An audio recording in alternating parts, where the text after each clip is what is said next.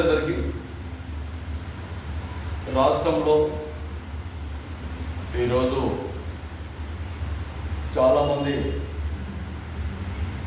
Doctor బాబు జగజ్జీవన్ రామ్ గారి జయంతి ఉత్సవాలు ఘనంగా జరిపారు. నెక్స్ట్ 11వ తారీఖు మహాత్మా జ్యోతిబా పూలే గారి జయంతి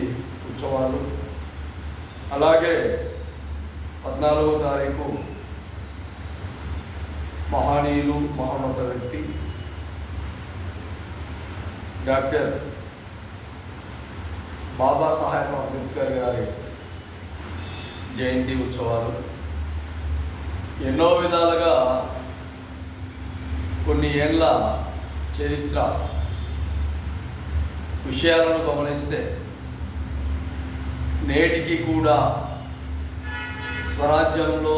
సొంత రాష్ట్రంలో, సొంత జిల్లాలలో, సొంత ప్రాంతాలలో ఒకనాటి మూలాలు, ఒకప్పటి జీవితాలు ఎన్నో విధంగా ఇబ్బందికరంగా ఉన్న రోజుల నుండి నేటి ఆధునిక విధానాలతో ముందుకొచ్చే విధంగా ఎన్ని ప్రణాళికలు, ఎన్ని ఇబ్బందులతో ట్రావెల్ చేస్తూ ముందుకెళ్తున్న నేటి కాల పరిస్థితులలో వ్యక్తిత్వాన్ని బలోపేతం చేసేది ప్రజలే. ఈ ప్రజలు ఎస్సీలలో, ఎస్టీలలో, బీసీలలో, ఓసీలలో ఇలా ప్రభుత్వం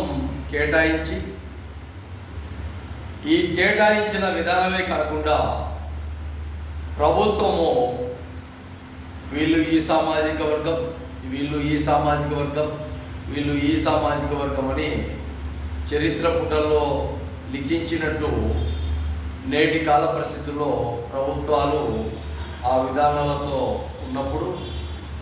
ఆ విధానాలు అమలు చేసుకుంటూ ముందుకెళ్తున్నప్పుడు కేంద్ర రాష్ట్ర ప్రభుత్వాలు ఒక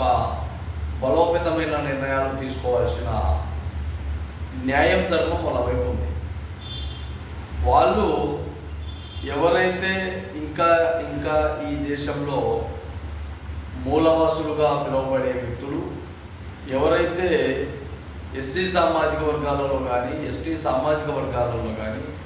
ఇంకా వేరే సామాజిక వర్గాలలో కానీ పేద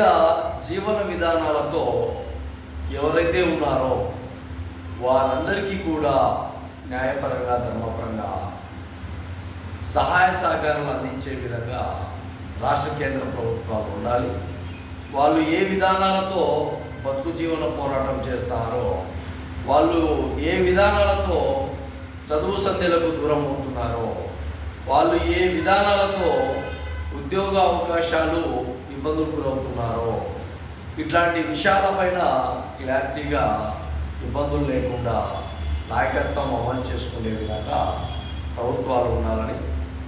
మహాజన రాష్ట్ర సమితి ఈ ఏప్రిల్ మాసం ఒక అద్భుతమైనది. ఈ విధి విధానాల్లో భాగంగా ఆ దేశ నాయకులను ఏ విధంగా అయితే మనం స్మరించుకుంటామో, ఈ వ్యాప్తంగా పేరొందిన మహనీయులను ఏ విధంగా అయితే మనం స్మరించుకుంటామో, ఆ విధానాలన్నీ పూర్తిగా క్లారిటీగా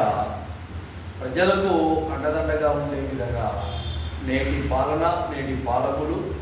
అవి కేంద్ర ప్రభుత్వాలు కావచ్చు, రాష్ట్ర ప్రభుత్వాలు కావచ్చు, ఖచ్చితంగా న్యాయం చేసే విధంగా మీ ఆలోచన, మీ విధి విధానాలు ఉండే విధంగా మీ పాలన ప్రజలకు అందించే విధంగా ఉండాలని మహాజన రాష్ట్ర సమితి ఆంధ్రప్రదేశ్ ద్వారా కేంద్ర రాష్ట్ర ప్రభుత్వాలకు ఈ విషయాన్ని తెలియజేస్తాం.